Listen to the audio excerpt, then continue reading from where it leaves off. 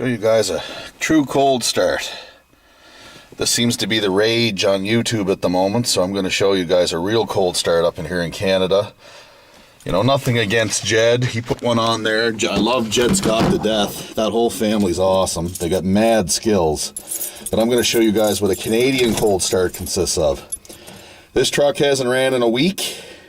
It's been minus 19 degrees. I'm not sure if... I think the Americans go by Fahrenheit. We go by Celsius, minus 19.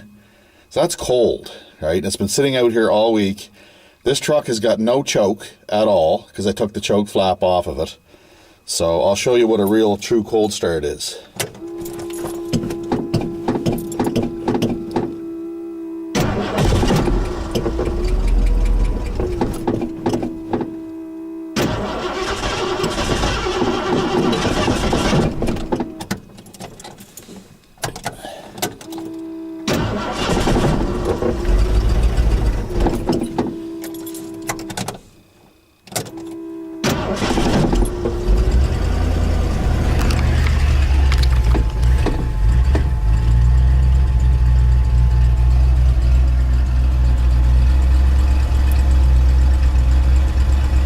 Pressure.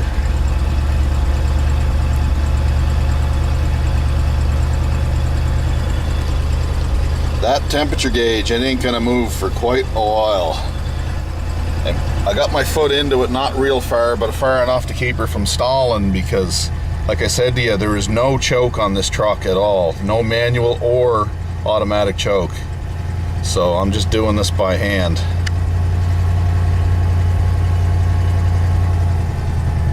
Try not to rev it too high because there ain't much oil getting up around the top end or anything yet. But normally to start this thing, I gotta kick it 4 or 5 times before I hit the key, and then when it runs, it usually stalls once or twice, and then I gotta keep feeding fuel into it, but not too much, because if you flood it, you'll never get the thing to start in the cold weather.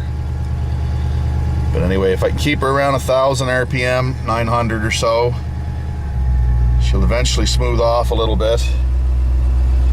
And I go by my vacuum gauge too. When it's warm, this truck usually idles around 18 or 19 inches of vacuum.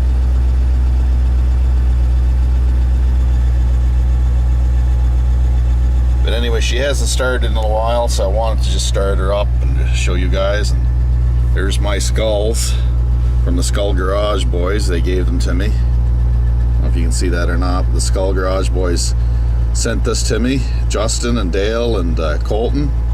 Thanks, guys. They're in the truck. It's good mojo.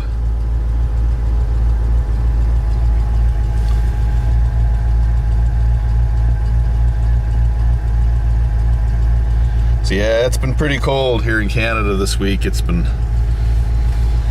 pretty frosty. It hit minus 20 the other night there, and most of the night it was minus 20, and I have no idea what that is in Fahrenheit or an American temperature, but that's a lot colder than your 25 or 35 degrees or whatever some of you folks have been saying you've been getting in the United States this week.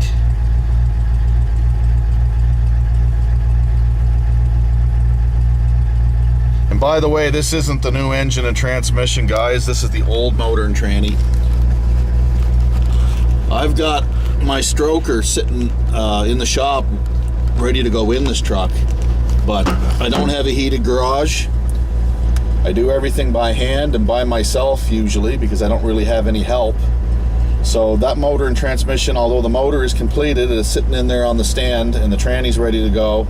They won't be put in this truck until the weather gets better, or I can get the use of my neighbor's shop. He's got a body shop next door and he's got a heated shop in there, and if I can get access to that for a few days, I can probably get the motor and tranny in. But in either case, we're going to be lifting the bed off of this truck because we need to change the fuel sender in there. The tank isn't working, the gauge, and I'm 90% sure it's the float has sunk.